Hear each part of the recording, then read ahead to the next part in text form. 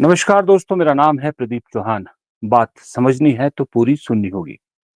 दोस्तों, आज राहुल गांधी का जन्मदिन है तो और करोड़ों लोगों ने राहुल गांधी के लिए दुआएं की, राहुल गांधी को जन्मदिन की शुभकामनाएं दी। अक्रॉस द पार्टी सभी पार्टियों ने, बीजेपी के लोगों ने भी दी, मंत्रियों ने भी दी और दूसरे नेताओं ने भी दी।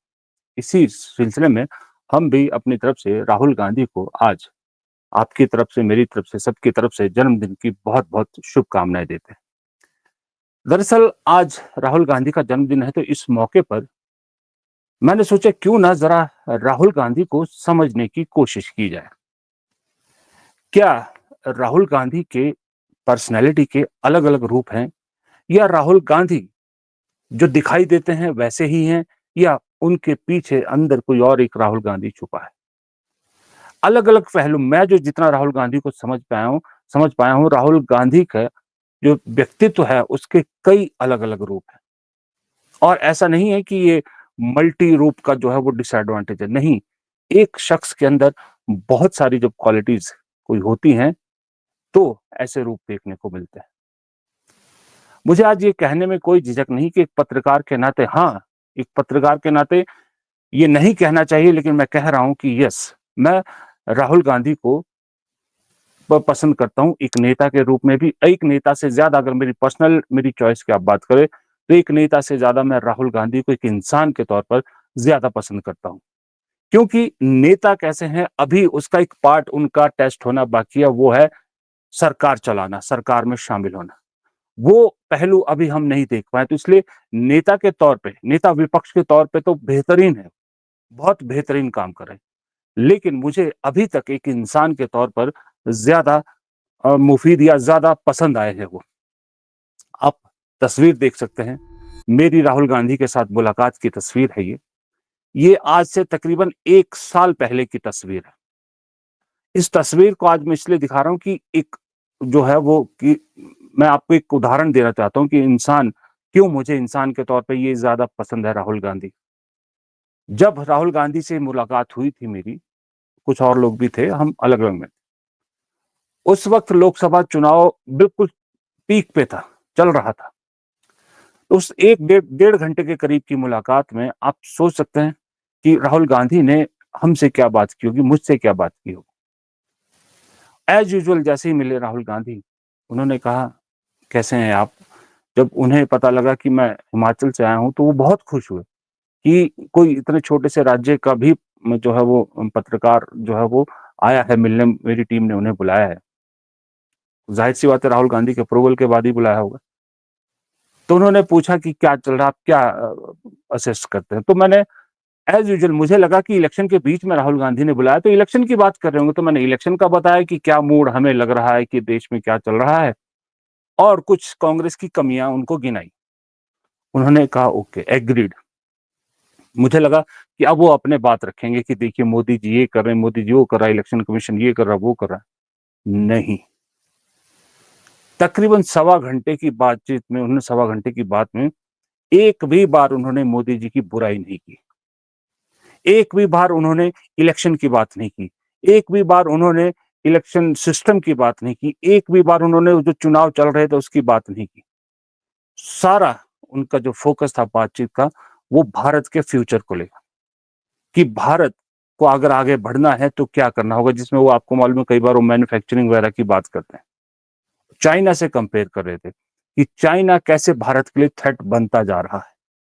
ये जो राहुल गांधी ने बात में कही थी ना, बात की पाकिस्तान और चीन की दोस्ती भारत के लिए खतरनाक हो सकती है, जिसका हमने अभी नतीजा भी देख लिया, वो बात भी उन्होंने उस वक्त जिक्र की। तो आप सोच सकते हो, बीच चुनाव में आदमी पत्रकारों से मिल रहा है लेकिन चुनावी बातचीत नहीं कर रहा, नब्ज नहीं समझने की कोशिश कर रहा, अपनी कमियों का भाई पत्रकारों को थोड़ा कहे कि भाई तुम पॉजिटिव कर लो, नहीं, बात भारत के भविष्य की कर रहा है। उनका कहना था चुनाव तो आएंगे जाएंगे, सरकारें आएंगी जाएंगी, कभी हम आएंगे कभी ये आएंगे, ऐसा नहीं है कि परमानेंट लिखवा के आए हैं, कभी ना कभी कांग्रेस की सरकार भी आएगी। बात होनी चाहिए देश की, कि देश किस तरफ जाएगा और किस तरफ ले जाना चाहिए। उस दिन मुझे समझ में आया कि ये शख्सियत दरअसल नेता से कहीं ऊपर है। ये सिर्फ पॉलिटिक्स के लिए पॉलिटिक्स नहीं कर रहा, ये एक मिशन के तौर पे पॉलिटिक्स कर रहा है। उसके बाद जो मैंने राहुल गांधी का सफर देखा, यूं तो भारत जोड़ो यात्रा के बाद और उससे पहले 2004 से मैं सफर देख रहा हूं उनका, बदलाव देखे। कभी कभी मुझे लगता है राहुल गांधी की पर्सनैलिटी का दूसरा कि इस शख्स के अंदर कहीं एक बच्चा छुपा हुआ है। आज 55 साल के है तो मुझे वो कहावत सी याद आ रही है कि उम्र बचपन की, दिल बचपन का। बचपन क्यों है, इस बच्चा क्यों राहुल गांधी के अंदर मुझे नजर आता है, वो इसलिए कि जैसे छोटा बच्चा है ना, जब एक जिद पकड़ के बैठ जाता है तो वो जिद जब तक पूरी ना हो वो छोड़ता नहीं। वही चीज राहुल गांधी के अंदर है ना। खुद कहते हैं ना कि मैं जब किसी चीज की ठान लेता हूं तो उसको करके रहता हूं, चाहे कुछ भी हो जाए। ये जो बच्चों वाली जिद है ना राहुल गांधी, ये जिद राहुल गांधी को दरअसल पॉलिटिकली फायदा पहुंचाती है या नहीं पहुंचाती है मुझे नहीं मालूम, मैं इतना बड़ा एक्सपर्ट नहीं हूं। लेकिन एक इंसान के तौर पे, एक शख्सियत के तौर पे बहुत मजबूत बनाती है। शायद यही क्वालिटी है राहुल गांधी की, जो उतने प्रहार झेले, परिवार को बदनाम किया, राहुल गांधी को बदनाम कर रहे हैं, सदस्यता छीन ली, माइक बंद हो जाते हैं, सब कुछ कर लिया। उसके बावजूद वो शख्स ना हिला, ना डरा, डटा रहा। शायद इसीलिए कि जो बच्चे वाली जिद है ना उस शख्स के अंदर, कि मैं तो मानूंगा नहीं जब तक ये होगा नहीं, वो इसीलिए इतने मजबूत हैं राहुल गांधी। आप सोच सकते हैं, देश के सबसे बड़े व्यापारी अंबानी के बेटे की शादी होती है, मुकेश अंबानी के बेटे की शादी है। इस देश का कोई नेता ऐसा नहीं था, बड़ा नेता जो नामचीन नेता, जो उस शादी में ना पहुंचा हो। सिर्फ एक शख्स था जो नहीं पहुंचा, उस शख्स का नाम था राहुल गांधी। जबकि मुकेश अंबानी खुद आम निमंत्रण देने उनके घर गए थे, उसके बावजूद वो शख्स नहीं गया। क्यों? क्योंकि राहुल गांधी की तीसरी क्वालिटी जो बता रहा हूं मैं, वो है कि असूलों के पक्के। बहुत से लोग कहते हैं कि राहुल गांधी जो असूलों की राजनीति करते हैं ना, ये भारी पड़ रही है आज के दौर में, जब बीजेपी संघ का इतना बड़ा प्रोपेगेंडा चलता है, इतना बड़ा पूरा सिस्टम है इनका, वहां असूलों की राजनीति नहीं चलती, वहां थोड़ा फ्लेक्सिबल होना पड़ता है। लेकिन ये शख्स असूलों की राजनीति करता है। ये क्वालिटी भी मुझे बहुत अच्छी लगती है कि कोई तो है इस देश में, कोई तो है आज के इस देश में जो उसूलों की राजनीति करता है। कोई तो है जो इस देश में जो कहता है कि उसूल राजनीति से ऊपर हैं, ना कि राजनीति उसूलों से ऊपर है। आप रीढ़ की हड्डी नरम करके जो उस वक्त माहौल है या उस वक्त जो स्थितियां हैं उसका फायदा उठा सकते हैं, उसमें आपको फायदा हो सकता है। लेकिन जब लड़ाई लंबी हो, वहां कमजोर रीढ़ की हड्डी वाले नहीं चलते, वहां वो शख्स चलता है जिसके उसूल सख्त हों। और ये मैं आपको बता रहा हूं, उस बातचीत का एक जो मुझे हिंट मिला, बोला नहीं था उन्होंने, हिंट में मुझे समझ में आई थी चीजें, कि राहुल गांधी को 2010 के आसपास ही समझ में आ गया था कि आने वाले वक्त में कांग्रेस की बहुत लंबी लड़ाई होने वाली है। क्योंकि उन्होंने एक जिक्र किया था कि जब यूपीए 2 की सरकार थी, उस वक्त कुछ चीजें ऐसी हो रही थी जो नहीं होनी चाहिए थी। उन्होंने स्पेसिफिकली चीजें नहीं बताई क्या, पर उन्होंने कहा कि जो नहीं होनी चाहिए थी। और उस वक्त पार्टी में कुछ लोग ऐसे हावी थे कि वो भविष्य देख नहीं पा रहे थे। उस बात से मुझे अंदाजा हो गया था कि राहुल गांधी को 2010 में ये भनक लग गई थी कि ये लड़ाई बहुत लंबी होने वाली है।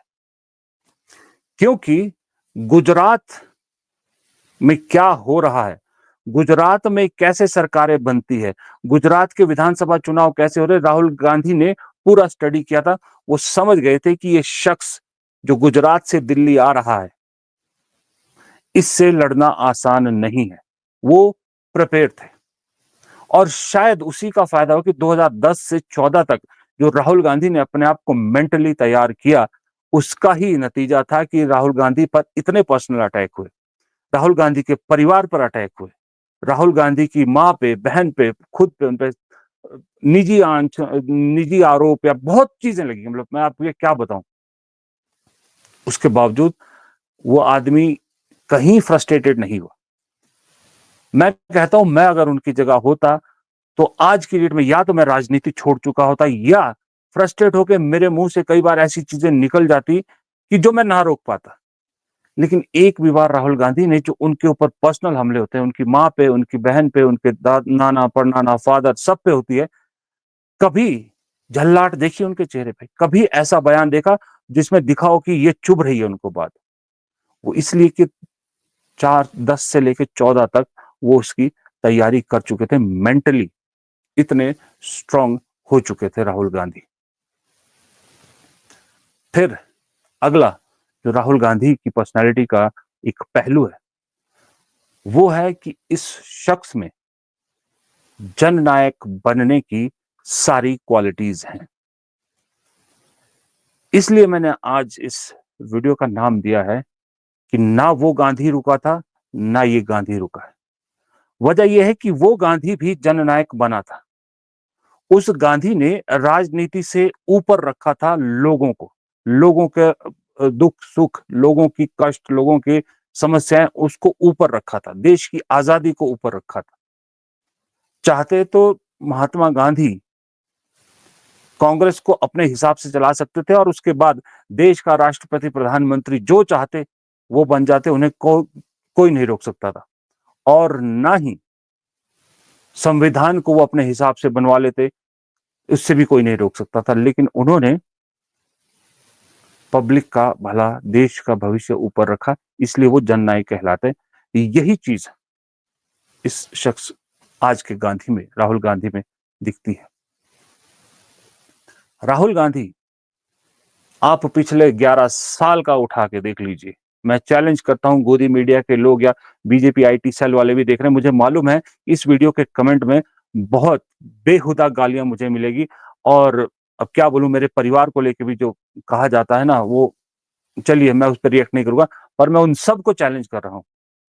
पिछले 11 साल का मोदी जी का, अमित शाह का, जेपी नड्डा, राजनाथ सिंह, जो भी आपके बड़े नेता हैं, नितिन गडकरी, उन सब का डाटा निकाल लीजिए, उन सब का रिकॉर्ड निकाल लीजिए और एक राहुल गांधी का अकेले का रिकॉर्ड निकाल लीजिए।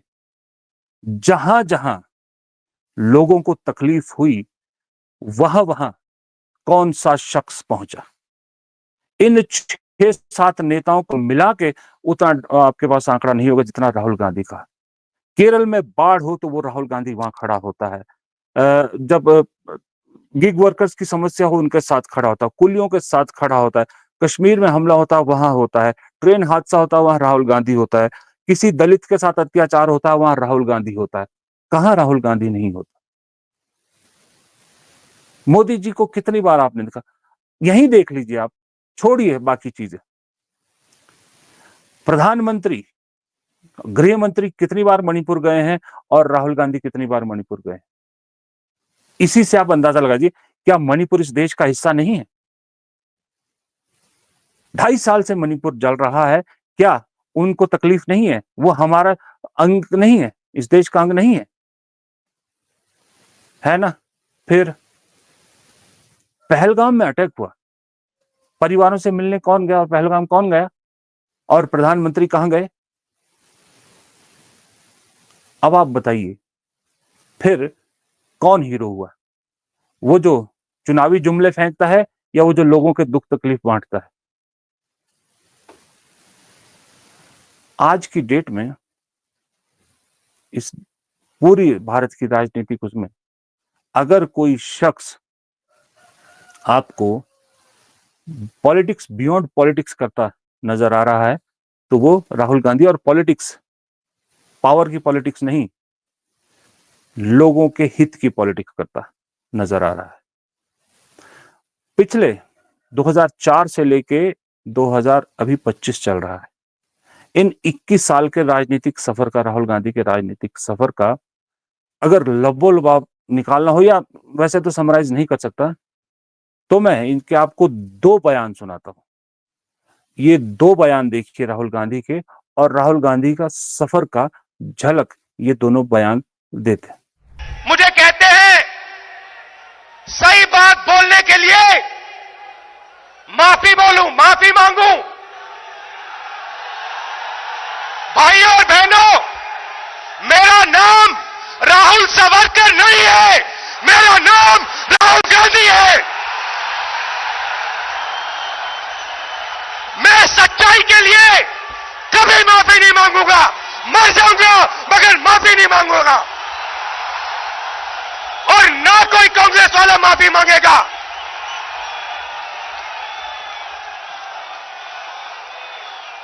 माफी नरेंद्र मोदी को माननी है। नरेंद्र मोदी को देश से माफी मांगनी है, और उनके जो असिस्टेंट है अमित शाह, उनको देश से माफी मांगनी है।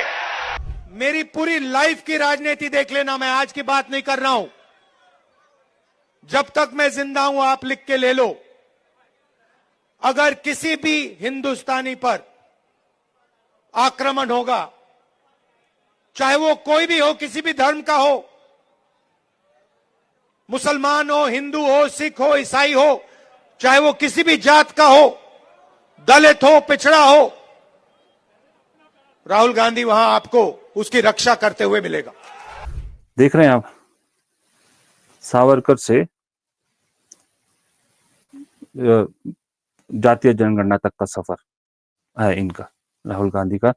क्योंकि अभी तक राहुल गांधी ने कभी छाती ठोकने वाली पॉलिटिक्स नहीं की, कभी अपने खानदान का ढिंढोरा नहीं पीटा, कभी ये नहीं कहा कि हम आएंगे तो वो कर देंगे, हम होंगे ये कर दूंगा, मैं ये कर दूंगा।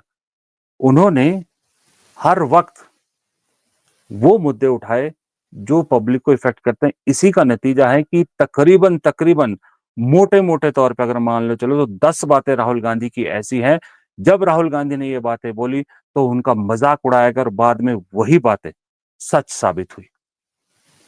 आप नोटबंदी से लेके अभी ड्रोन के इस्तेमाल तक की सारी बातें उठा लीजिए, मजाक उड़ाया गया, हर बात का मजाक उड़ाया गया, लेकिन बाद में वही बातें सच हुई। तो फिर क्या हुआ? शर्मिंदा होना तो इस सिस्टम को आता नहीं। इसलिए मैंने कहा कि इस गांधी का सफर दरअसल अभी बहुत लंबा है, लेकिन ये भी मैं जानता हूं, न वो गांधी रुका था, न ये गांधी रुका था, न ये गांधी रुकेगा। लेकिन आप सोचोगे कि मैंने पूरा डिकोड राहुल गांधी को कर दिया, उनकी राजनीति पे तो बात की नहीं। जी हाँ, वो क्योंकि सबसे बड़ा पहलू वो है, बात तो सारी राजनीति से रिलेटेड है, तो पॉलिटिकल पार्टी के नेता है वो।